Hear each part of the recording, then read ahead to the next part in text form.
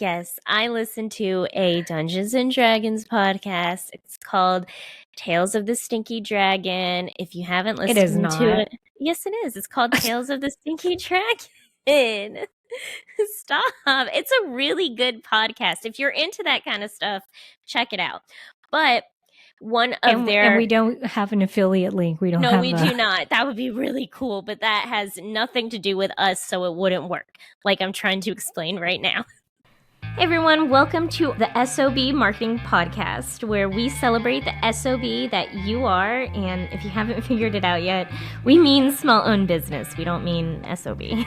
Listen, we know that as a small business owner, you are working hard on the daily to keep your business fully operational while trying to promote it.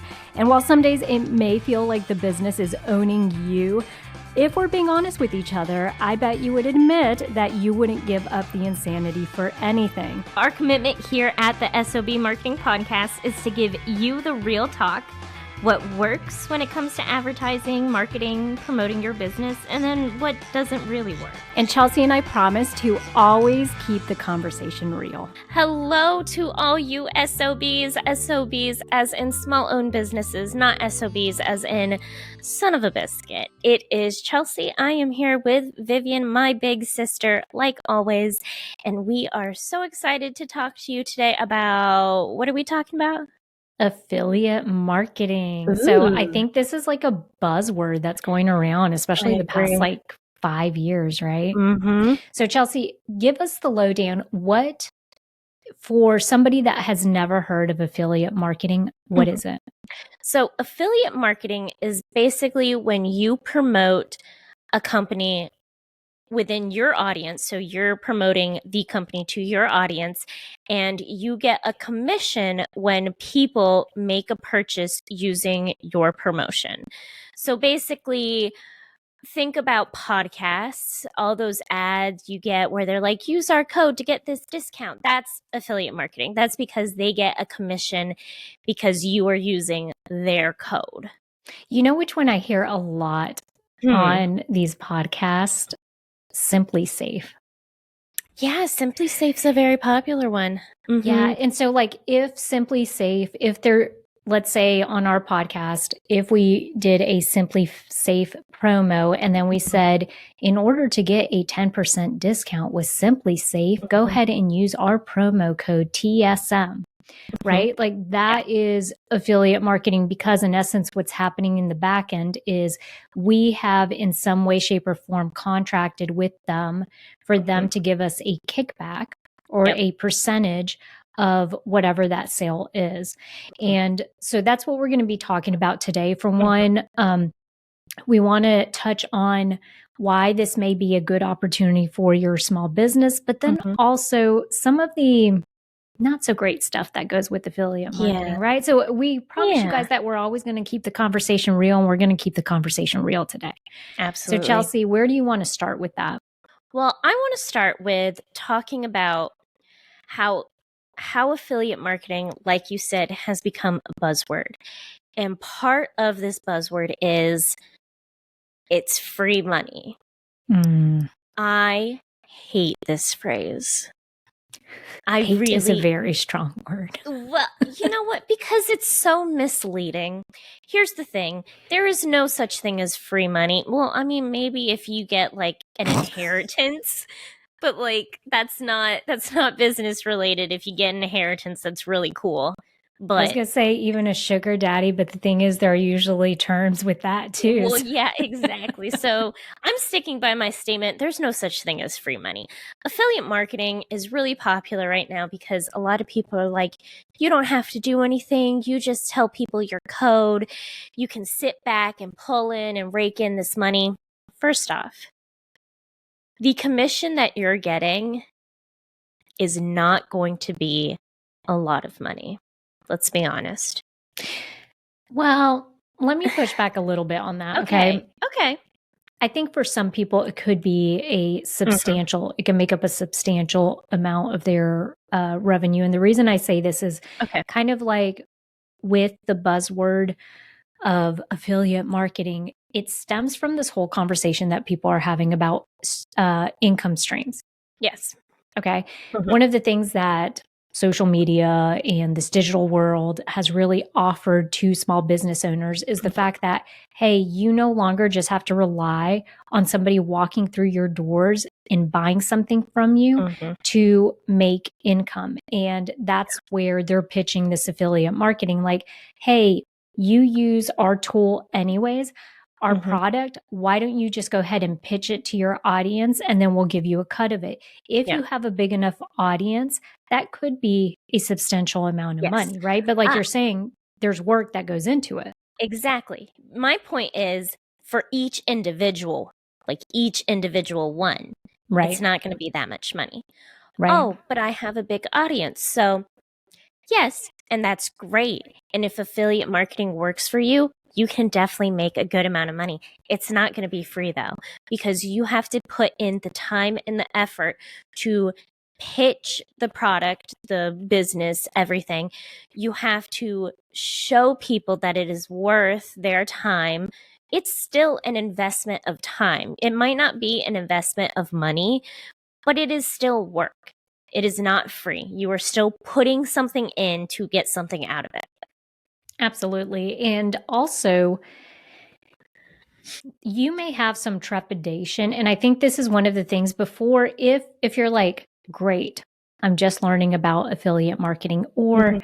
I've been thinking about it, like I've been on that, on the fence. I just Yeah. haven't pulled the trigger. One of the things that you absolutely have to consider is, am I willing Mhm. to change up the communication with my audience and to pitch them something? Like, Yes. is that something I want to be doing? Because Mhm. once you start doing that, and don't get me wrong, there are ways that you can absolutely, we do this. We have Yeah. some affiliate marketing Mhm. stuff going on. If it's a tool that we're using and it makes Mhm. sense, then we do say like, hey, this is what we use Mhm. and this is why we use it. So perfect example, we used to on our link and bio thing, we used to use Canva. So I would Mhm. create it in there and then just kind of like embed the code on the website. Yeah. So it was a free resource, something that we could do, and we were able to manage it. Because we Mhm. share so much video content, we actually use links.co Mhm. because links.co allows us more flexibility in the formatting and to easily drag and drop and pop video links in there. And I like Mhm. the way that it's formatted. So that's the way Yeah. we go. So obviously, we do have an affiliate link with links.co, and we Mhm. have people that sign up. Like we get reoccurring Yeah. monthly commission off of that. Now, like you said, the good thing with affiliate marketing is you could do as much or as little as you want. You don't Mhm. have to promote it if you don't want to, Yeah. but you certainly can. And if you're going to get the most money out of it, then Mhm. I would think you would want to be doing the work. Exactly. I think the first thing really that we need to talk about with affiliate marketing is, does it actually make sense? Like, does it make sense with your small business and how your small business is run, or is it just like a random company? I have a good example. So I listened to, this is going to be so nerdy. I listened to a D&D podcast. And for those of you that do not know what D&D is, it's Dungeons and Dragons. Yes, we are back in high school, y'all. Dungeons and Dragons. Yes, I listened to a Dungeons and Dragons podcast. It's called Tales of the Stinky Dragon. If you haven't It is listened to not. it, yes, it is. It's called Tales of the Stinky Dragon. Stop. It's a really good podcast. If you're into that kind of stuff, check it out. But one of And their we don't have an affiliate link. We don't no, have we a do not. That would be really cool, but that has nothing to do with us, so it wouldn't work. Like I'm trying to explain right now.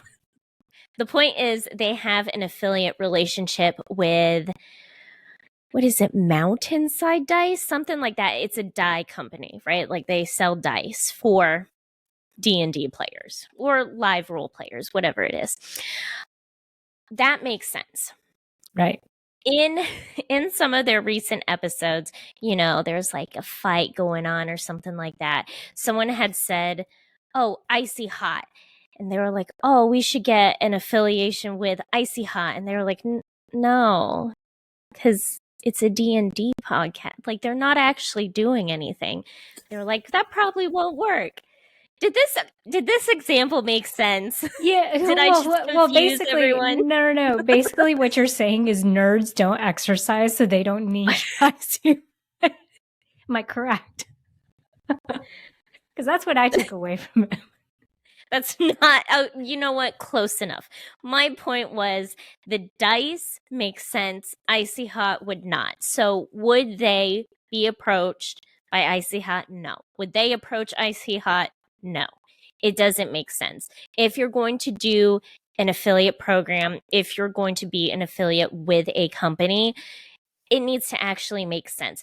I mean, for one, your audience, if you're pitching something to them that has nothing to do with what they're interested in, you're not going to make any sales.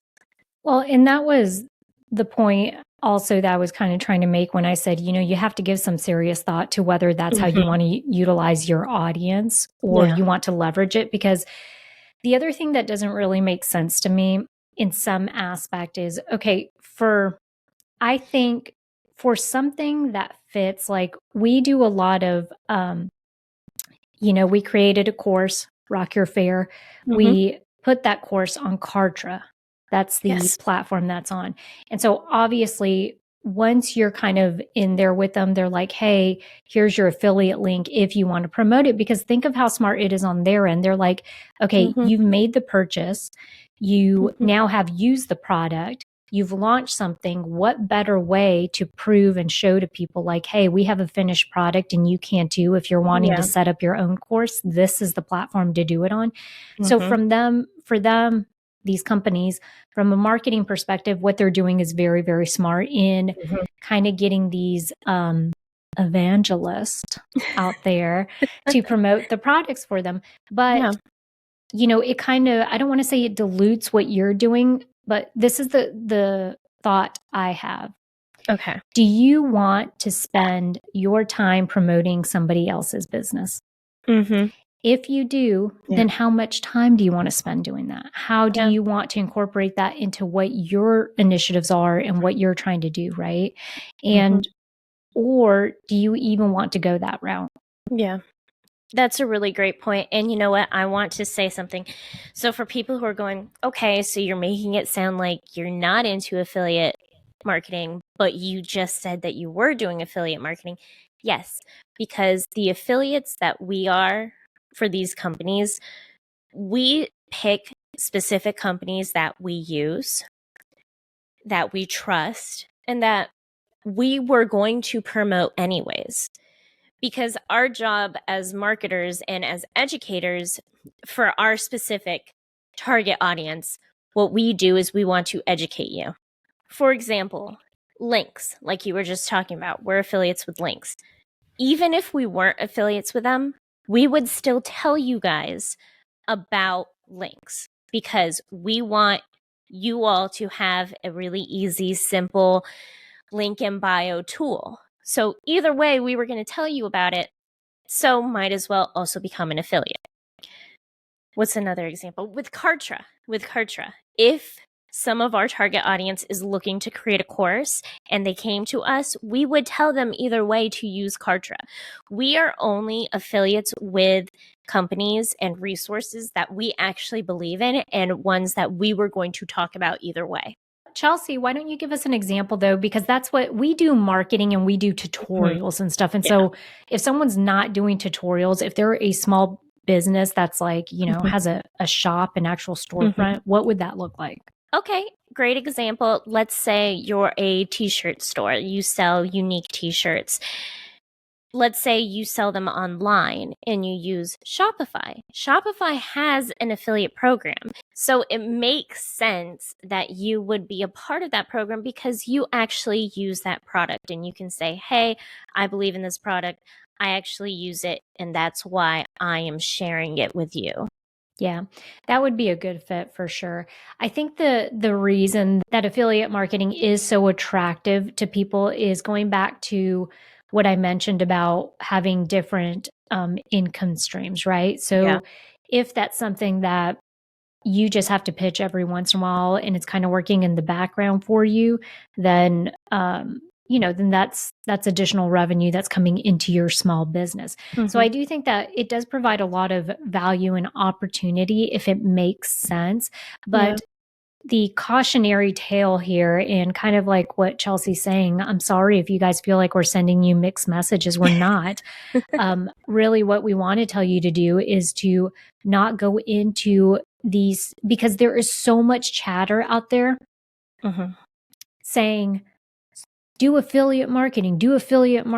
That may not be the right fit for you. You guys have to decide what is right for your small business, because it's going to take resources and it's going to take away from something else that you could be doing. And let's also not play around. You are signing, when you go and sign up for these affiliate programs, you do, quote unquote, sign a little contract. Okay. Yep. And I'm not your mama, but I'm going to tell you guys, like, you should not sign anything you have not read all the way through. You need to read that verbiage, because you are then at the whim of these businesses. And I'll tell you, with a lot of, I've read through quite a few of these affiliate contracts. A lot of them are very specific in, there's one thing in particular they're specific about, and it's the fact that you can't run ads to promote your affiliate program, if that makes any sense. So they want you doing the organic stuff, but most of the time they don't want you running the ads, and they specifically will state that in a lot of these. So you have to play by their rules, and that's where you have to decide, am I okay playing by someone else's rules? Absolutely. And honestly, is it going to be worth the effort? Because we used to be affiliates with Canva. Vivian, if you want to talk about that. Yeah, so great example of you are now at the whim of these businesses, and whether or not, I mean, do you really want to be in that position? Because the thing with Canva, as you guys know, or if you don't know, Canva is a platform that allows people that don't really do graphic design to be able to do graphic design a lot easier. So they have a ton of templates, a ton of just resources in there that allows you to really upgrade and make your graphics look great. So we use it, of course, like madmen. Every day we are in there doing all kinds of stuff. Love Canva. Yes, it's such a great tool, which is why when they were like, hey, if you want to be an affiliate, like fill out this form, whatever, we're like, great, we'll do it.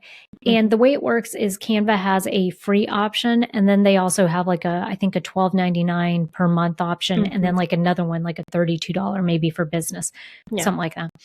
So the thing is, if you were an affiliate and you shared your link and they signed up for the paid account, the $12.99, then you got a cut of it, right? It was a very small cut, but you got a cut of it. This apparently went like gangbusters for them, and they had a ton of affiliates, to the point where then they were like, oh, let's pump the brakes here. Like, we have to figure out a more efficient way of doing this. And so what they then did is they took all these people that were affiliates, and literally from one week to the next, they sent out an email that was like, hi, hello, by the way, starting next week, you're no longer going to be an affiliate, because we have new rules for affiliates. And those new rules are basically, you have to, like, I forget what the metric was. It was, I think for platforms, they actually told you how many Instagram followers you had to have, or how many YouTube subscribers. But so they basically were just cutting out all, all the little guys. I think you had also said that they specified how often you had to talk about Canva. Yes. Yes. And that was the big thing, is maybe that's what it was. Instead of the follower count, there was some metric that was tied back to how many videos, or how much content you had created with Canva in it. And I'll give you an example. We actually follow, I can't remember her handle on Instagram. She does just Canva tutorials. Mm-hmm. And I love it because Yeah. she's really quick. She puts them in a 60-second reel and basically will show you how to do all this stuff that like I'm not going to spend the time learning to do, right? So I Yeah. just watch her tutorial and then now I'm like, "Oh great, I know how to do that in Canva." So she got to stay within the program. She's still an Mm-hmm. affiliate. Her entire channel though is based on Yes. Canva. Her, Yes. and so that's the whole thing is what they were looking to do was to kind of separate out the people that really weren't brand evangelist and the people that were. And so they took Yeah. those top tier creators that they wanted to keep because they probably made them the most money. Yeah. And then they told everybody else, sorry, Yeah. go kick And dirt. I remember telling you, like, even if they had said to us, hey, we'll keep you, it's not worth it because we'd have to change our entire channel to be about Canva, and that's not who we are. So just remember, one, like you said, you are at the mercy, you are at the whim of these affiliates when you sign that contract. And also, things can change. It's definitely a good idea to look at it and say, hey, is this still worth my time or not? Absolutely. And you may be surprised how much money you do bring in or how much money you don't bring in from it. Yeah. So I think that's the whole thing is, and just a word of advice, y'all. If you are looking to do affiliate marketing, because we don't want you to think that we're telling you not to, if that is something that you think would be a good fit for your business, we do recommend that you be very particular about how many you want to do and also which ones you select, because I think the last thing you want to do is to be known as the person that's out there just pitching everybody else's stuff all the time. Yeah. Do you love making crafts and working on your small business but struggle to get them in front of customers? Do craft fairs, events, or pop-ups leave you feeling overwhelmed or frustrated? Introducing Rock Your Fair, the course designed to help you succeed in the world of craft fairs, pop-ups, and events, created by two marketing professionals with over 15 years of experience. Rock Your Fair is perfect for anyone who's new to the game or just wants to step up their game. Our step-by-step approach will guide you through everything you need to know, from choosing the right events, to setting up your booth, to marketing your products effectively. And you know what? You'll also get access to us for personalized coaching and feedback so you can put your best foot forward. Do not let craft fairs, pop-ups, and events hold you back. Sign up for Rock Your Fair today and start rocking your way to success. For a limited time, get access to our free mini course. Simply head over to our website at www.theseasonmarketer.com and click on workshops. Okay, so let's take a second to talk about what if you as a small business want to create your own affiliate program. I do want to start by saying, if you want to create your own affiliate program, maybe you should start with a referral program. There is a difference between the two. Okay. So affiliate marketing is different from a referral program because affiliate marketing is more B2B, right? Business to business. So another brand or business is coming to you, or you are going to them and you're being advocates for their products or services. A referral program is kind of the same concept, except for you are focusing on the consumer. So it's B2C, right? Business to consumer. So as a small business, you probably want to do a referral program. A great example is Brea Brazilian Wax and Spa by Claudia. If you refer a friend and they come in, they can say your code and then you both get $5 off. Oh, okay. That's great. And that's a really great idea. I love referral programs. I think it's a really great way to bring in new business. With affiliate marketing, it's going to be a little bit harder and you're going to have to reach out to brands. So you're probably going to end up working with an influencer, right?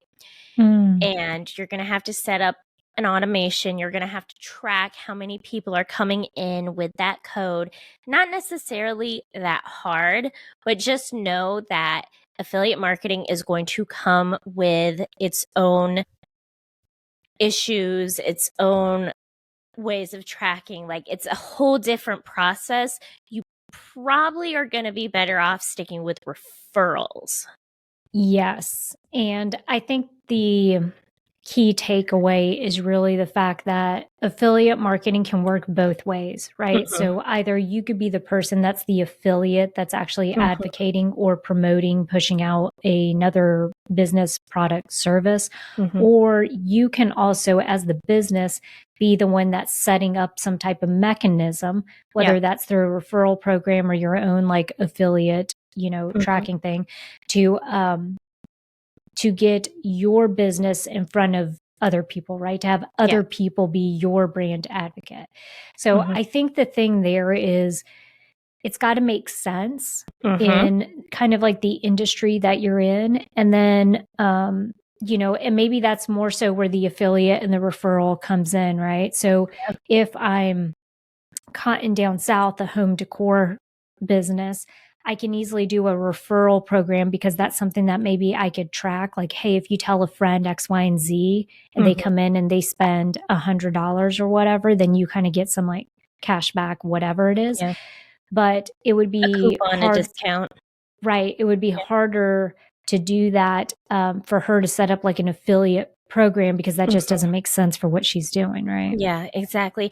Maybe for coffee shops affiliate programs, so if someone else is selling or promoting your brand of coffee, like if you sell like coffee bags, that would Mm-hmm. make sense for affiliate marketing. Yeah, that's a really, really great way to approach that. So I'm glad Mhm, that you incorporated in there the discussion about being able to leverage it for your own business too. So mhm. not just that you have to be on one end of it, there are two Yeah. ends of it. You can be on Mhm. both, just depending on what the right fit is.